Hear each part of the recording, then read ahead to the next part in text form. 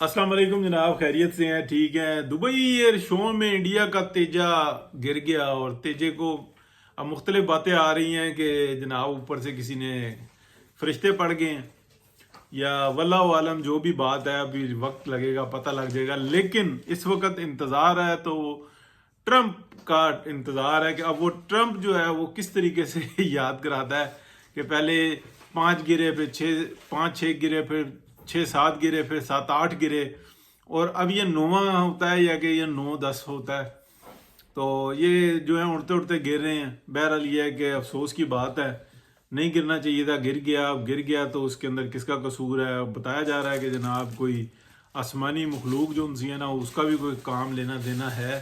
तो Indian media है जनाब, इंडियन सोशल मीडिया की मैं बात कर रहा हूँ कि वो ये बता रहे हैं कि जनाब ये रूहानी काम हुए हैं।